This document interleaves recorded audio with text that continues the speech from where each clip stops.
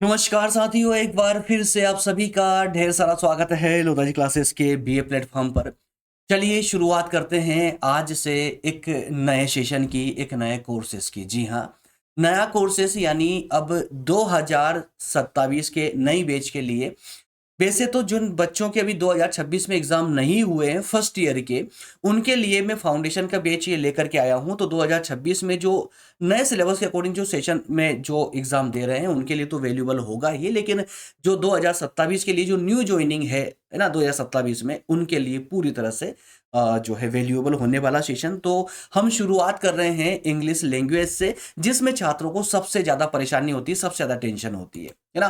तो आप लोगों की कमेंट के अकॉर्डिंग ही मैं न्यू बैच आज से प्रारंभ करने जा रहा हूं। आप लोगों का सहयोग अगर बना रहा तो session continuously day by day आपको डेली एक सेशन मिलता रहेगा English language and Indian culture का। क्लियर है? जो सभी फर्स्ट ईयर वाले बच्चों के लिए वैल्यूएबल होने वाला है। बीए, बीएससी, बीकॉम, बीएचएससी, BBA, BA LLB first year के सभी बच्चों के लिए फाउंडेशन कोर्स समान होता है। तो समान रूप से मैं यहाँ पर जितने भी आपके न्यू सिलेबस के अकॉर्डिंग जो आपके न्यू एजुकेशन पॉलिसी आई है उसके अकॉर्डिंग ही मैं यहाँ पर ये सेशन लेकर के आऊंगा।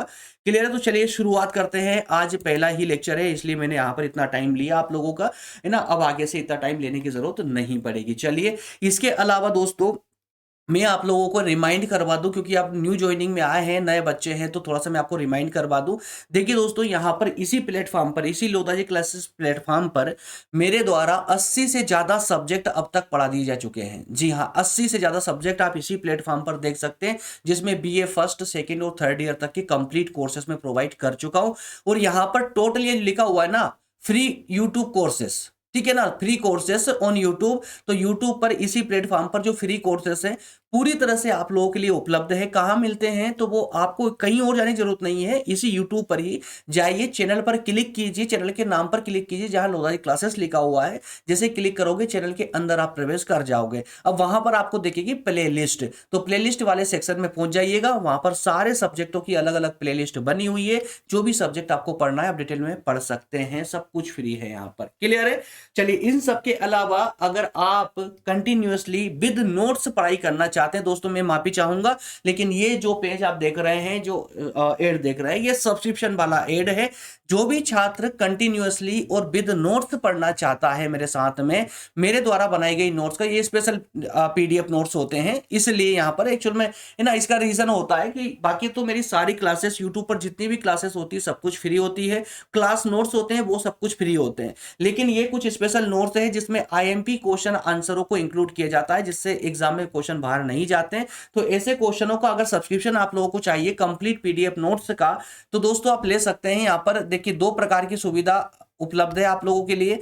अगर यदि आप सिंगल नोट्स की, एक सेकेंड, सिंगल नोट्स का सब्सक्रिप्शन लेना चाहते हैं तो भी आप ले सकते हैं। 99 रुपए का सब्सक्रिप्शन अवेलेबल है।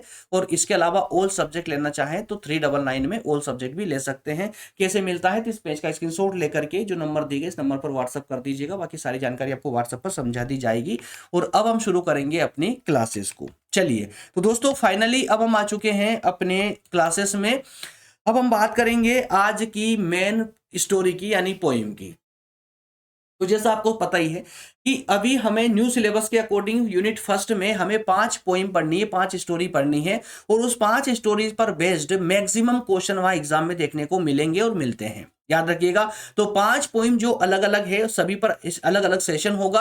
पहले आपके एमसीक्यूज क्वेश्चन पूछे जाते थे आप लोगों से, लेकिन अब आपका थ्योरेटिकल को पेपर आता है। अब आपको आंसर लिखने होते हैं, टिक नहीं करने होते हैं। तो ऐसे ही प्रश्नों की आज हम प्रैक्टिस भी करेंगे, लेकिन उस प्रश्नों को प्रैक्टिस करने से पहले, प्रश्न क्वेश्चन आंसरों की प्रैक्टिस से पहले इस पोइम को जरा समझ ले, जो कि without the mind is without fear, माफ कीजिएगा, where the mind is without fear, जो कि यहाँ पर रविंद्रनाथ टैगोर जी के द्वारा लिखित है। तो आइए इस पोइम को थोड़ा हम डिटेल में समझने का प्रयास करते हैं और स्पीड से बढ़ेंगे आगे। ज्यादा टाइम नहीं लूंगा मैं यहाँ पर, हम ज्यादा टाइम देंगे क्वेश्चनों पर, ठीक है ना। तो स्टोरी पर हम थोड़ा सा संक्षेप में फटाफट पढ़ के निकल जाएंगे, क्योंकि ये सारी स्टोरी हम क्वेश्चन आंसरों में देखने वाले हैं। तो देखिए, यहाँ पर स्टोरी कहती है, the poet dreams of the bright future is the for his homeland.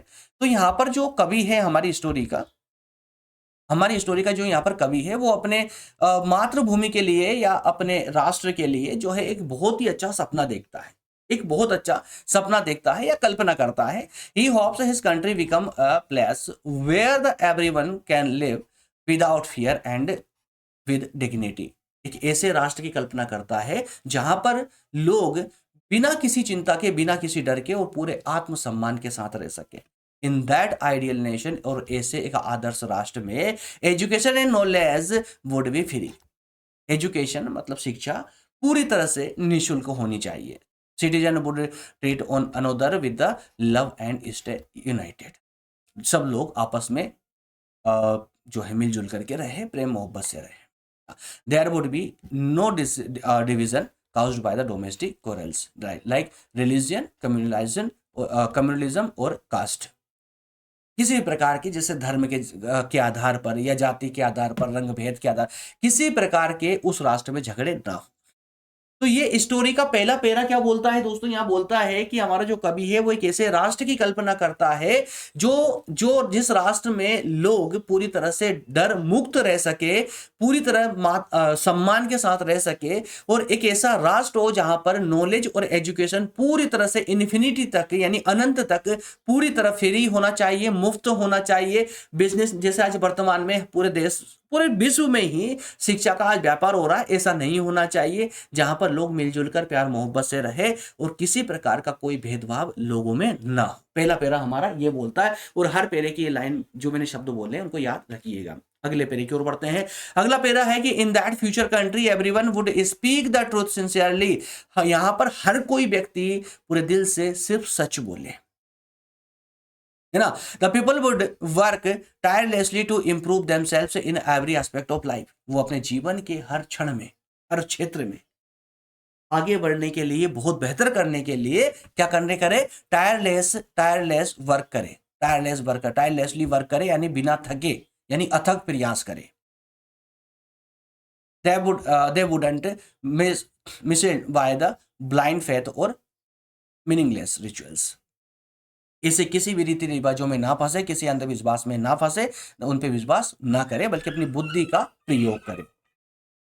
ठीक है, तो ये दो पैरा आपकी कंप्लीट यहाँ पर हो चुके हैं। उम्मीद करता हूँ स्टोरी आपको समझ आ रही होगी। स्टोरी अभी आगे और भी बाकी है, मात्र ये लास्ट पैरा और डिस्कस करेंगे। उसके बाद सीधे हमारे एग्जाम के में जो काम आने वाले हमारे क्वेश्चन आंसर उनके ओर बढ़ेंगे, ठीक है ना। तो यहाँ है the poet wants the people's mind to be guided by the higher power towards every expanding ideas and actions.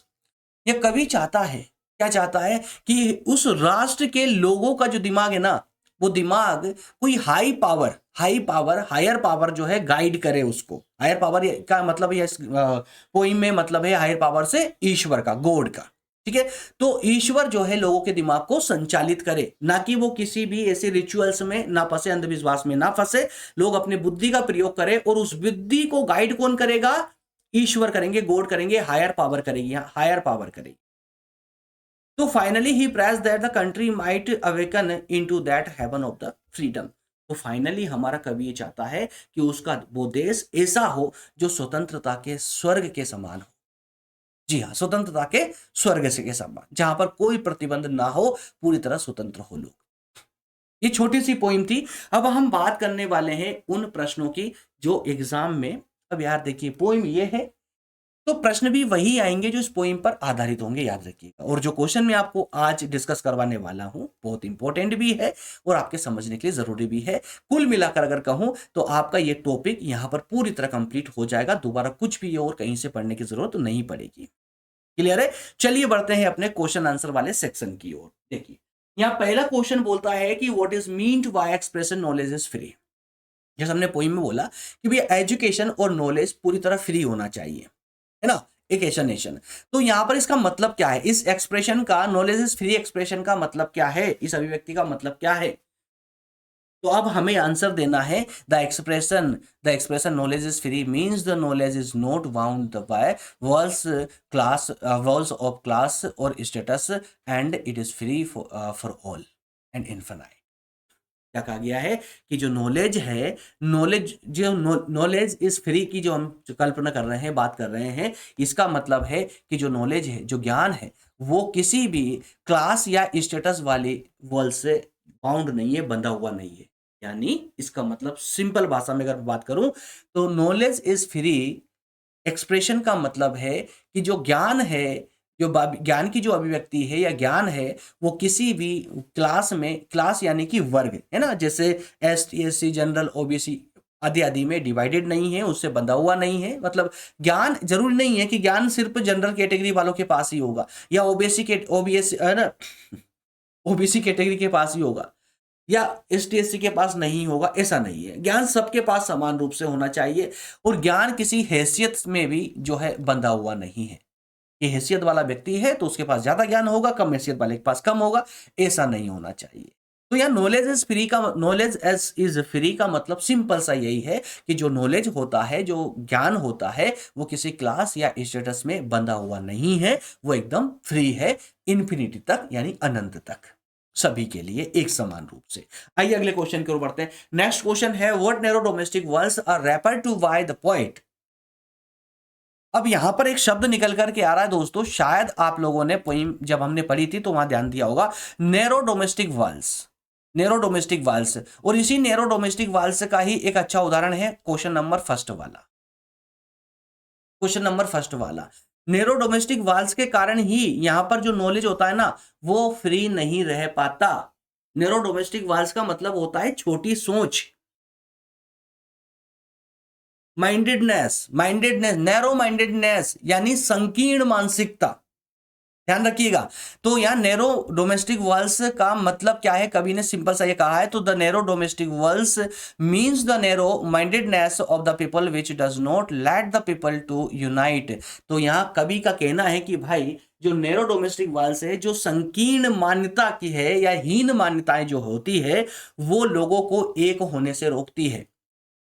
तो यहां नैरो डोमेस्टिक वाल्स वह संकीर्ण मानसिकता है या वो छोटी सोच है जो लोगों को आपस में जुड़ने या एक होने से रोकती है।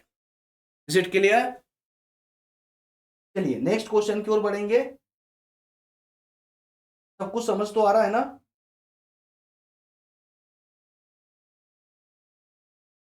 अगर कहीं पर कोई अभी भी डाउट हो तो आप लोग मुझे कमेंट कर सकते हैं। वैसे तो मेरी क्लास में डाउट रहता नहीं है अधिकतर,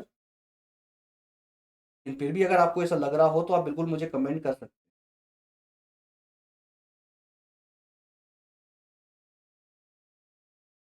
ये जो क्लास है ना इंग्लिश की, मैं उस लेवल पर लेकर के आता हूँ आप लोगों के लिए विशेष रूप से, क्योंकि मैं ये मानकर चलता हूँ कि बीए वाले बच्चों को मैं पढ़ा रहा हूँ। हालांकि ये फाउंडेशन की क्लास बीएससी वाले बच्चे भी अटेंड करते हैं, बीकॉम वाले भी करते हैं, बीबीए वाले बच्चे भी करते हैं, बीएचएससी वाले भी करते हैं। तो इसमें अगर हम बात करें बीएससी बीकॉम को चलो हटा दिए थोड़ी देर के लिए, लेकिन बीबीए और बीए एलएलबी और बीएचएससी अगर इनकी बात करें तो ये तो मैक्सिमम इंग्लिश मीडियम वाले बच्चे ही होते हैं, तो इंग्लिश, इनको इंग्लिश में कोई प्रॉब्लम ही नहीं होती है। लेकिन फिर भी मैं सिर्फ ये मानकर इस सेशन में आता हूँ कि जैसे मैं बीए वाले बच्चों को ही पढ़ा रहा हूँ, तो बीए वाले बच्चों में अधिकतर जो होते हैं ना, वो इंग्लिश में थोड़ी सी हार्ड टाइट होता है ना, थोड़ा हार्ड टाइट होता है इंग्लिश में। तो यहाँ आपने भले इंग्लिश आपको आती हो या ना आती हो, कोई मैटर नहीं करता मेरी इस इंग्लिश वाली क्लास में। आप हिंदी मीडियम से, प्योर हिंदी मीडियम से भी हो ना, तो भी आपको सेशन पूरा कंप्लीटली समझ आएगा, कहीं पर कोई दिक्कत नहीं आने वाली। अच्छा, दोनों क्वेश्चन समझ आए आप लोगों को? आगे बढ़े आप। चलिए नेक्स्ट क्वेश्चन की ओर बढ़ते हैं। अगला क्वेश्चन है why does the poet poet compare reason with stream. अब यह शब्द जो है ना, थोड़े से घुमा के अलग दे दिए। यहाँ पर कहा गया है कि रीजन विद स्ट्रीम, कहने का मतलब ये कि हमारे पोइट ने इस पोइम के अंदर रीजन को स्ट्रीम से क्यों कंपेयर किया। रीजन यानी, यहाँ रीजन का मतलब है बुद्धि और स्ट्रीम का मतलब है झरना। तो स्ट्रीम, रीजन को बुद्धि की तुलना झरना के साथ क्यों की है? तो the poet has compared reason with the stream because, because क्यों की है? हमारे कवि ने बुद्धि की तुलना झरना से की है। क्योंकि like a stream a persons intellect should always be clean and moving. बस सिंपल सा आंसर, एकदम सिंपल सा कहा है कि इसलिए तुलना की है क्योंकि एक व्यक्ति का इंटेलेक्ट यानी बुद्धि कैसी होना चाहिए? एकदम साफ होना चाहिए और झरने की तरह गतिशील होना चाहिए। जैसे झरना कितना एकदम क्लीन होता है, साफ होता है और गतिशील होता है, हमारी बुद्धि भी बिल्कुल ऐसी ही क्लीन और मूविंग होना चाहिए, यानी गतिशील होना चाहिए। इसीलिए झरने के साथ हमारी बुद्धि की तुलना कवि ने की है। चलिए नेक्स्ट क्वेश्चन है, what are the two qualities of mind presented in the poem. हमारी पोइम में बुद्धि की यहाँ दो विशेषताएं बताई गई है, दो विशेषताएं बताई गई है, तो आपको बताना है वो कौन कौन सी दो विशेषताएं। बुद्धि की दो विशेषताएं, दो विशेषताएं कौन कौन सी है, देखिए दो विशेषताएं अगर मैं शॉर्ट बोलूं तो फियरलेसनेस और कंस्टेंट ग्रोथ ऑफ थॉट, ये हमारी बुद्धि की दो विशेषता है। फियरलेसनेस यानी बिना डर के बुद्धि, ठीक है, बिना डर की बुद्धि यानी निडरता, पहली विशेषता।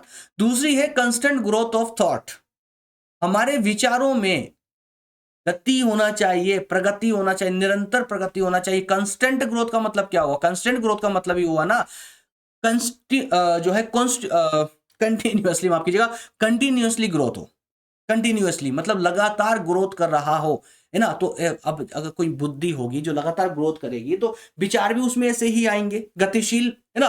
तो यहां पर कहने का मतलब यही है कि जो दो क्वालिटीज की बात की जा रही है ना, तो two qualities of mind presented in the poems are fearlessness and constant growth of thought and the ex. तो यहां बुद्धि की दो विशेषताएं, फियरलेसनेस और कंस्टेंट ग्रोथ ऑफ थॉट, ये दो विशेषताएं आप लोग याद रखिएगा। मैं रटने का नहीं बोलूंगा, समझ लिए तो भी आपका काम बेहतर तरीके से हो जाएगा। जिनकी इंग्लिश कमजोर है ना, उनको सिर्फ कुछ मीनिंग्स के वर्ड, है ना, अनुवाद में थोड़ा सा जो ट्रांसलेट करके उनको याद करना पड़ेगा, इससे ज्यादा कुछ और नहीं। पूरा क्वेश्चन या आंसर रटने की जरूरत नहीं है, सिर्फ जिनका आपको जिसका हिंदी ट्रांसलेशन याद ना हो, थोड़ा सा उसको याद करने का कोशिश करें, हो जाएगा, इजीली हो जाएगा, बहुत प्रॉब्लम नहीं आती इसमें। चलिए नेक्स्ट और लास्ट क्वेश्चन है आज के इस टॉपिक का, why does the poet compare dead habit to dreary desert land. तो यहां पर कहा गया है कि हमारे कवि महोदय ने डेड हैबिट यानी वो आदतें, जो व्यक्ति सोचना बंद कर चुका है, जो व्यक्ति गिव अप कर चुका है, हार मान चुका है ना, तो ऐसे व्यक्ति की जो आदतें हैं उनको हम बोलेंगे मृत आदतें, डेड हैबिट्स, जिसमें अब कुछ इच्छाएं नहीं बची है, ठीक है। तो कवि ने ऐसे व्यक्ति की आदतों को जो है ड्रेरी डिजर्ट लैंड यानी कि एक रेगिस्तान की रेत के साथ में क्यों कंपेयर किया। तो मरे हुए, माफ कीजिएगा, जिंदा आदमी की मरी हुई आदतों को जो है कंपेयर किया कवि ने किसके साथ में, मरुस्थल की रेत के साथ, यानी रेगिस्तान की रेत के साथ। ऐसा क्यों किया है, एक ही रीजन था कि दोनों में एक सिमिलरिटी होती है। क्या सिमिलरिटी होती है, ये सिमिलरिटी होती है कि no growth in both of them, no growth of both of them.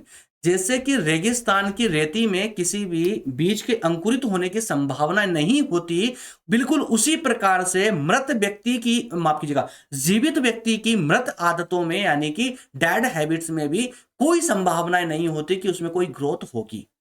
तो दोनों में ये सिमिलरिटी होती है, इसीलिए दोनों को एक समान बताया है, माफ कीजिएगा ना। तो दोनों के बीच में कंपैरिजन इसलिए किया है। तो the poet compare dead habit to dreary desert land because there is no growth in the both of them. Clear है। तो मेरे फ्रेंड्स ये कंप्लीट हो चुके हैं, आपके 5 क्वेश्चन मैंने आपको यहां पर दिए हैं। देख दो क्वेश्चन आपके और छूट रहे हैं, तो मैं आपको अगर आगे से आवश्यकता लगी, मुझे लगा कि हाँ आईएमपी क्वेश्चन है, तो मैं आपको आगे चल करके नोट्स प्रोवाइड करवा दूंगा उसके लिए, पीडीएफ के लिए, ठीक है ना। और इसके जो है अगर आप जो है कमेंट करते हैं, कमेंट में अगर आपकी मैक्सिमम रिक्वायरमेंट होती है तो मैं इसका पीडीएफ नोट्स बनवाकर क्लास नोट्स का और डिस्क्रिप्शन में डलवा दूंगा, लेकिन वो आपकी रिक्वायरमेंट पर ही प्रोवाइड करवा पाऊंगा, मैं ऐसे नहीं करवा पाऊंगा, ठीक है। तो चलिए मिलते हैं नेक्स्ट सेशन में। अच्छा, अगला सेशन कौन सा होने वाला है, तो आपके सिलेबस के अकॉर्डिंग क्लासेस चल रही है, तो नेक्स्ट लेक्चर आप लोग यहाँ पर देख सकते हैं। नेक्स्ट लेक्चर नंबर 2 में हम बात करने वाले हैं शिकागो स्पीच की, ठीक है, जो कि 1893 में स्वामी विवेकानंद जी के द्वारा अमेरिका में दी गई थी, ठीक है ना। इन सब के अलावा दोस्तों अगर आप चाहते हैं, मैं फिर से आप लोगों से रिक्वेस्ट करूंगा, अगर आप न्यू स्टूडेंट हैं, पहली बार सेशन पर चैनल पर आए हैं, तो चैनल को जल्दी से सब्सक्राइब कर लीजिए, इग्नोर मत कीजिए, क्योंकि चैनल अगर इधर उधर हुआ तो आपको YouTube पर ऐसा प्लेटफॉर्म नहीं मिलेगा जहां पर 80 से ज़्यादा सब्जेक्ट पढ़ाए जा रहे हो, और स्पेशली बीए वाले बच्चों के लिए। अगर आप बीए फर्स्ट ईयर में आए हैं, अभी अभी आपकी एंट्री हुई है, ज्वाइनिंग हुई है, एडमिशन हुआ है ना, तो ये गलती करने में जल्दी सब्सक्राइब करके बेल आइकन प्रेस करके जुड़ जाइएगा चैनल के साथ में, क्योंकि हर सब्जेक्ट को फिर डिटेल में इसी प्रकार से और सारे क्लासेस पूरी तरह निःशुल्क चलती हैं यहाँ पर, और इन सब के अलावा आप चाहें तो जो हमारा सब्सक्रिप्शन जो प्लान है नोट्स का, वो भी आप लोग ले सकते हैं। मैंने प्रोसेस आपको वीडियो के स्टार्टिंग में भी बताई थी और यहाँ पर भी बता दूं, 2 प्रकार के सब्सक्रिप्शन प्लान है।